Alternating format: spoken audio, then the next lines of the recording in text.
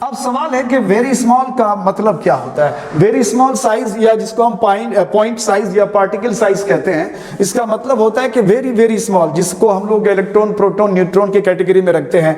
तो यहाँ वो कंसेप्ट नहीं है। तो वो नोट्स भी आपको अवेलेबल कराया जाएगा without any cost, free of cost वो प्रोवाइड किया जाएगा।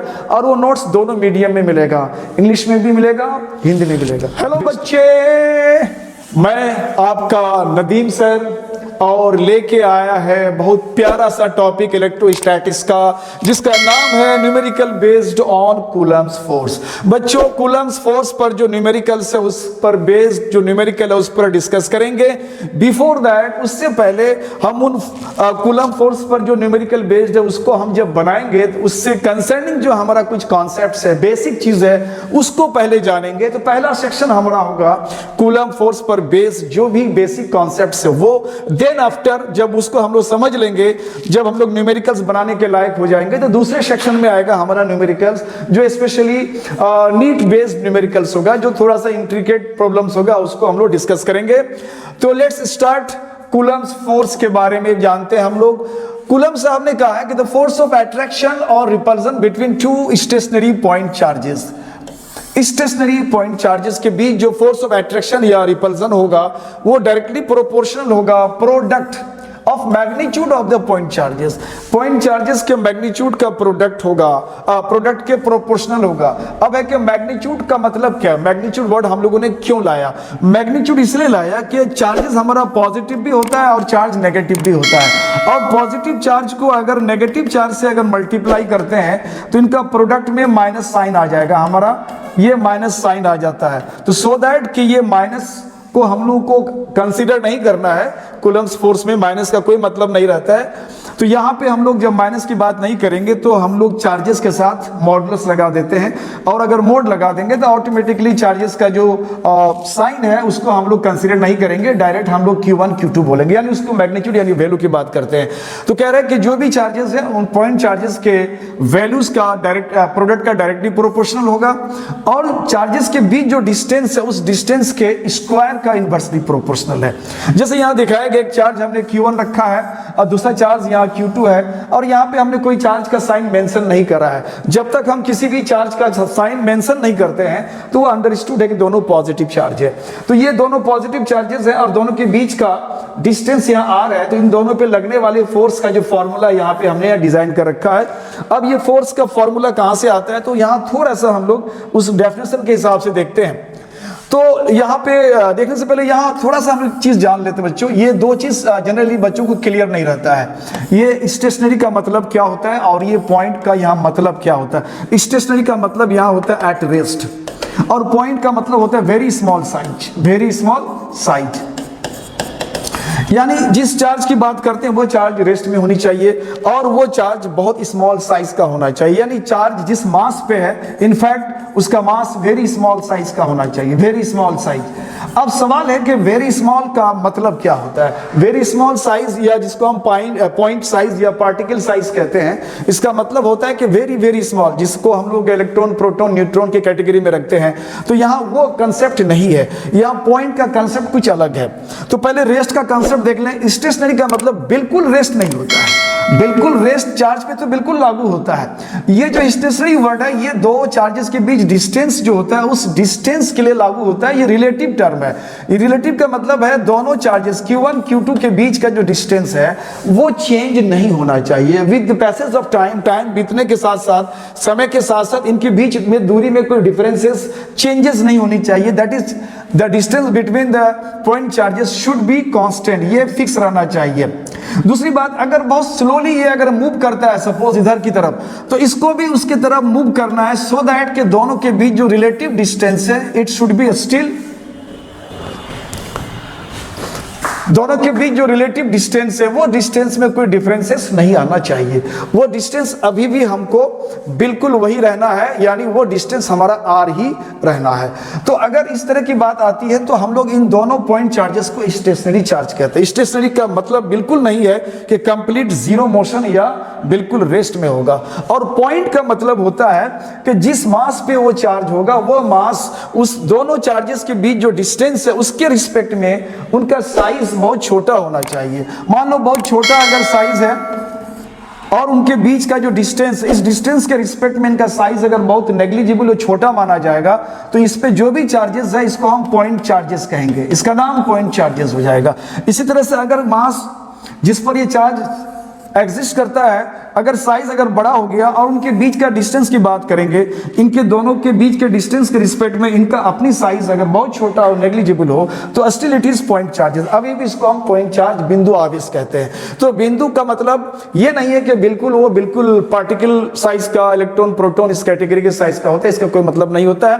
क्योंकि अगर आपने क्लास 11th में मैकेनिक्स में पढ़ा होगा सिस्टम ऑफ पार्टिकल्स में आपने पढ़ा होगा, जब किसी चीज मान लो किसी चीज को थ्रो करते फेंकते हैं और जो डिस्टेंस वो कवर करता है, उस डिस्टेंस के रिस्पेक्ट में उनकी अपनी साइज अगर बहुत छोटा होता है तो उस फेंके गई चीज को हम लोग पार्टिकल कहते हैं। एक कार में बैठ के आप यहां से लेकर के मुंबई चले जाओ, यहां से मुंबई की जो दूरी होता है उस दूरी के रिस्पेक्ट में कार का जो साइज है नेग्लिजिबल है, नहीं के बराबर है, बहुत छोटा माना जाएगा। इस पूरे कार को still it is very big size, लेकिन उस कार को इस डिस्टेंस के रिस्पेक्ट में हम लोग पार्टिकल कहते हैं। तो पार्टिकल का ये कॉन्सेप्ट है।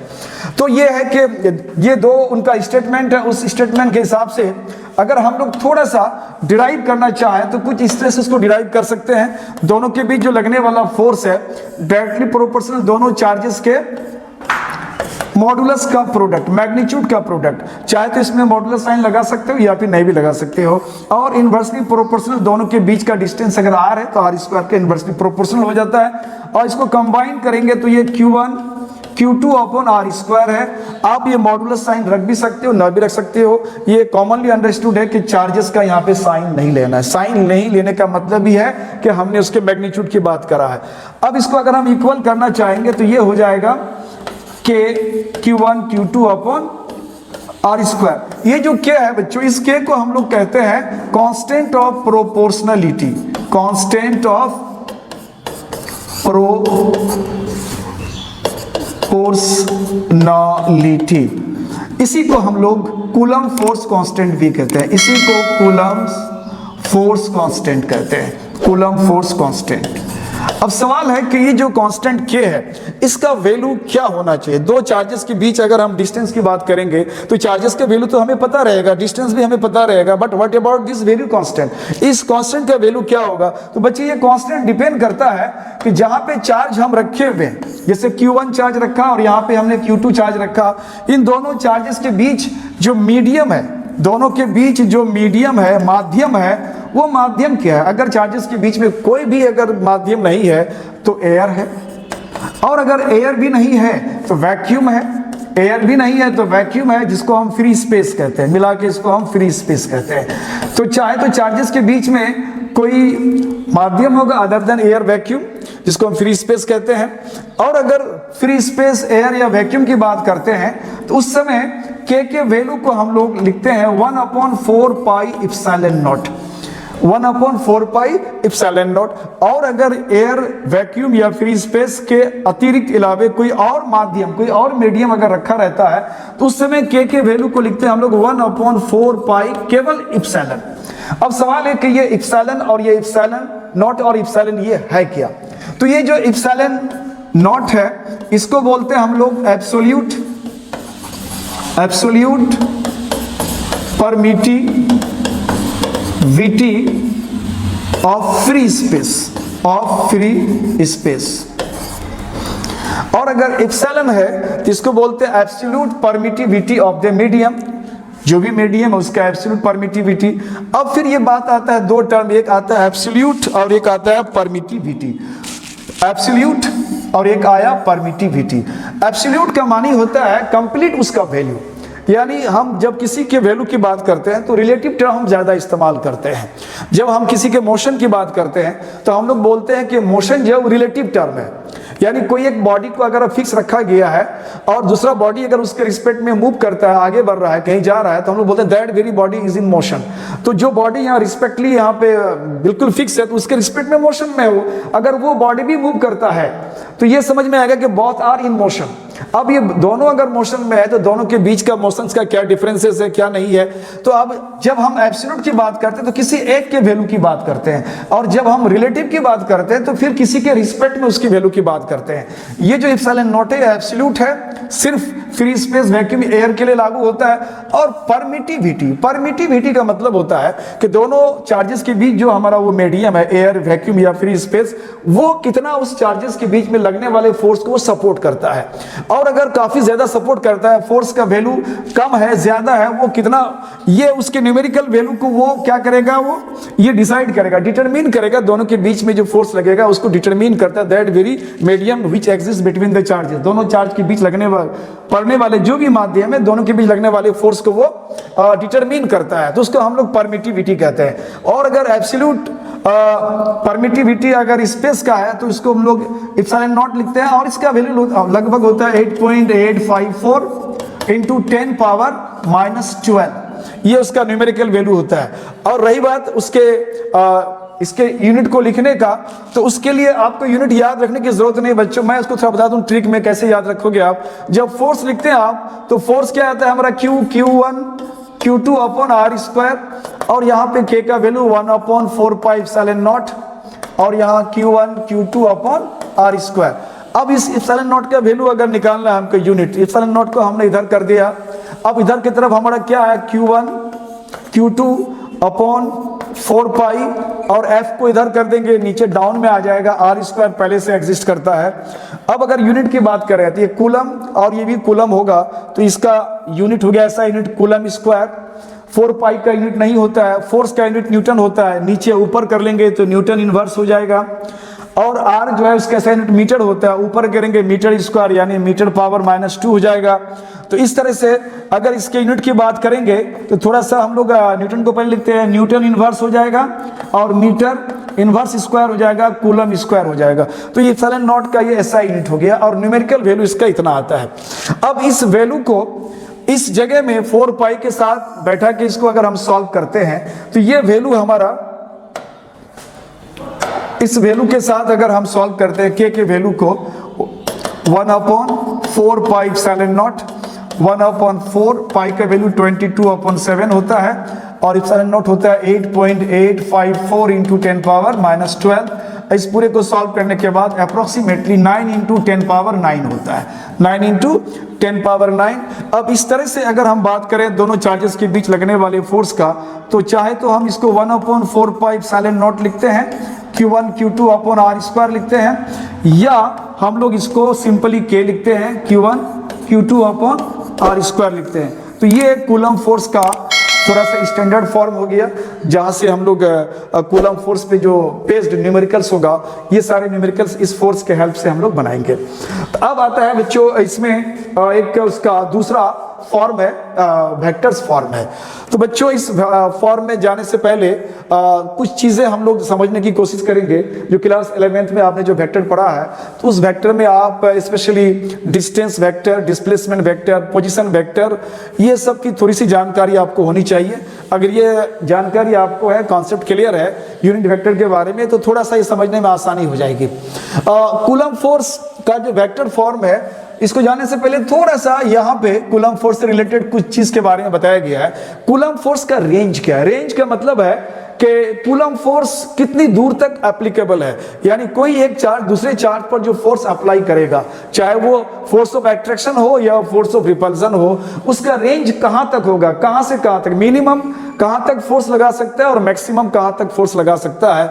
तो यहाँ पे उसका जो मिनिमम रेंज दिया गया है वो 10 पावर -15 मीटर, और ये जो रेंज है इसको हम लोग न्यूक्लियर रेंज कहते हैं, यानी ये न्यूक्लियर रेंज है या न्यूक्लियर साइज है, यानी न्यूक्लियस का जो साइज है उस साइज का ये वैल्यू होता है 10 पावर -15 मीटर।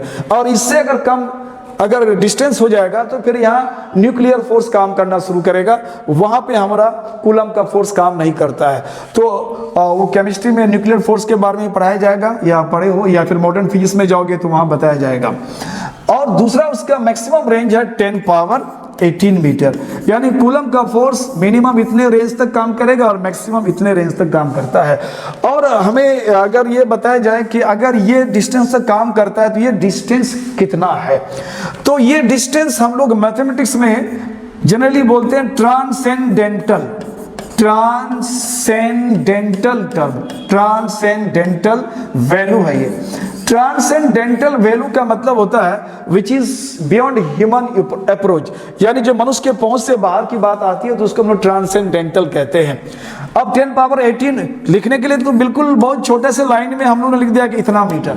और ये दूरी कितना है बच्चों, ये दूरी कल्पना करो कि ये हमारे अर्थ से लेकर के जो सन की दूरी है, सूरज की दूरी है, इस दूरी के 1 करोड़ टाइम के बराबर की दूरी है। मतलब यहां से सन की दूरी है, तो इस दूरी को 1 करोड़ बार, 1 करोड़ टाइम तुम इसको लेके चलोगे तो उतनी दूरी यहाँ 10 पावर 18 मीटर होता है। आप कल्पना कर सकते हो कि ये दूरी कितना है। ऑब्वियसली ये दूरी मनुष्य के पहुंच से बाहर की बात है। इसीलिए हम लोग जनरली कंसेप्चुअली ये कहते हैं कि कोई चार्ज अपना इफेक्ट, अपना प्रभाव, अपना असर किसी दूसरे चार्ज पर कहां तक लगाएगा तो उसको हम लोग कहते हैं अप टू ये एक्सटेंशन उसका इन्फिनिटी तक होता है। क्योंकि इसके बाद हम लोग जो नेक्स्ट टॉपिक में जाएंगे वो हमारा वेक्टर फॉर्म होगा, ये इलेक्ट्रिक फील्ड होगा। इलेक्ट्रिक फील्ड में जब जाएंगे तो वहाँ ये बात समझ में आ जाएगी कि किसी भी चार्ज के इलेक्ट्रिक फील्ड का एक्सटेंशन कहाँ तक होता है। तो बच्चों आज का जो हमारा वीडियो बना, आज का जो मेरा क्लास है वो कूलम्स लॉ के जनरल फॉर्म पे है, उसको हमने डिस्कस करा। अब इसी कूलम फोर्स का एक वेक्टर फॉर्म भी होगा जो आप यहाँ देख पा रहे हो। उस वेक्टर फॉर्म को हम लोग नेक्स्ट इसमें क्लास में करते हैं। अगर आपने उसको समझ रखा है तो वेक्टर फॉर्म को समझने में बहुत आसानी होगी। तब तक के लिए गुड बाय और आपका दिन शुभ हो। आई डू होप कि आप हमारे क्लास को पसंद करते हैं और जहाँ कहीं भी दिक्कत आती होगी तो आप बेशक हमें कमेंट सेक्शन में जा करके उसको आप दूर कर सकते हो। मैं आपको इसको दूर करूंगा। और जो बच्चे हमारे इस क्लासेस का 12th के स्टैंडर्ड्स का अगर कुछ नोट्स वगैरह चाहते हो तो वो नोट्स भी आपको अवेलेबल कराया जाएगा without any cost, free of cost वो प्रोवाइड किया जाएगा। और वो नोट्स दोनों मीडियम में मिलेगा, इंग्लिश में भी मिलेगा, हिंदी में मिलेगा। Best of luck.